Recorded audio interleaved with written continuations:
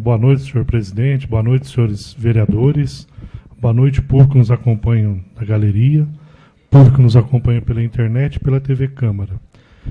Primeiramente, eu gostaria de falar e recorrer um pouquinho à história para explicar a origem dos conselhos.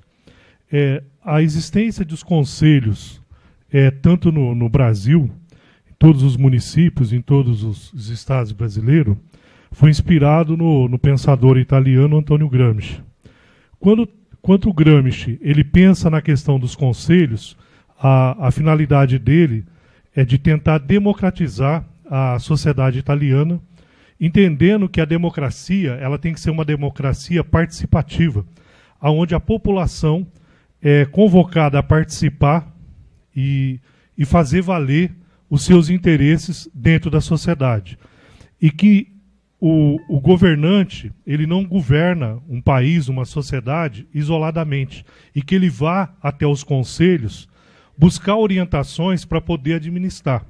Mas, infelizmente, no Brasil, nós se distanciamos da origem da criação dos conselhos, se distanciamos do pensamento do Antônio Gramsci, e os conselhos passam a ter seus membros, a maioria deles em Barretos, inclusive no estado de São Paulo e no Brasil, são membros que são cooptados pelo poder público, ou são pessoas que têm cargos designados dentro da administração, e aquelas pessoas que eles estão lá dentro não se faz, teria que estar representando os seus segmentos e acaba não representar de forma dignificante, porque está atrelado ao poder público, entre o interesse daquele que ele representa e o poder público, ele acaba ficando do lado do poder público em decorrência de estar sendo cooptado.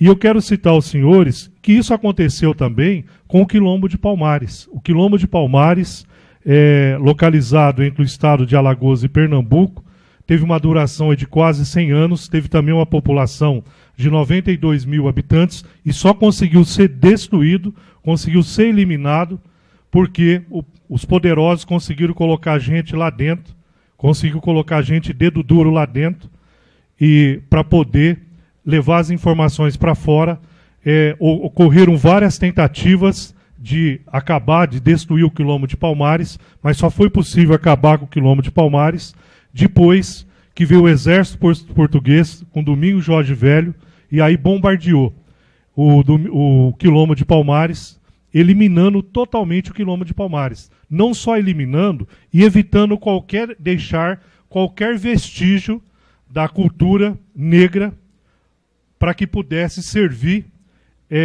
de ressuscitar essa luta dos negros no Brasil. E isso ocorre de forma diferente no país Senegal. No Senegal ocorreu diferente. Lá no Senegal, eles não conseguiram acabar, eliminar qualquer vestígio da cultura quilombola.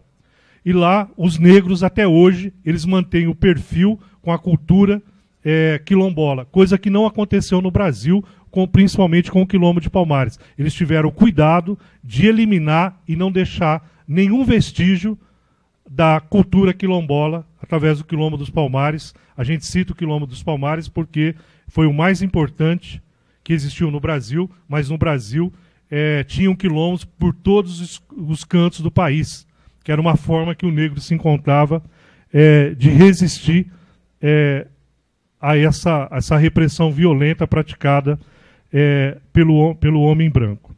E no Brasil, eu costumo colocar que até o século XIX, até 1864, que ocorre o início da Guerra do Paraguai, a população brasileira ela era predominantemente de negros. Então nós tivemos no Brasil dois movimentos que existiu para branquear a população brasileira. E um dos movimentos foi a Guerra do Paraguai, que ocorre de 1864 a 1870, e os negros são incentivados a participar da guerra com qual objetivo? Se vocês voltarem vivos, vocês terão a liberdade. Então eles vão para a guerra com o sonho de conseguir a liberdade.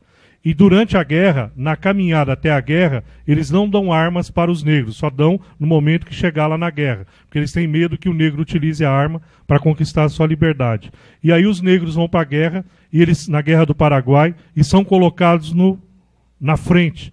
Por que colocado na frente? Porque para que eles morressem primeiro e que a guerra seja servida, seja utilizada para branquear a população brasileira.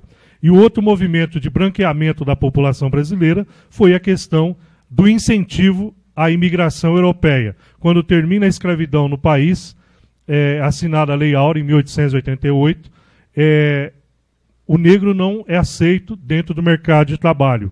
E o que é feito com ele? É colocado na periferia. As mulheres negras vão se prostituírem ou vão ser empregada doméstica.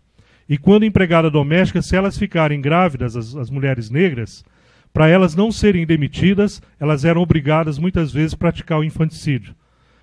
Se não conseguisse praticar o aborto durante a gravidez, quando nascesse a criança, era obrigada a praticar o infanticídio para conseguir o emprego. Ou era empregada doméstica, ou teria que se prostituir para conseguir a sobrevivência.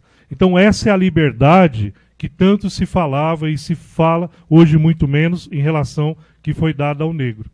Né? Não deu oportunidade. E aí começaram a trazer os europeus, incentivar as imigrações europeias também para branquear a população brasileira. E aí a gente vai percebendo o seguinte, que o Brasil deve muito ainda aos negros. Tem muita coisa para ser resgatada.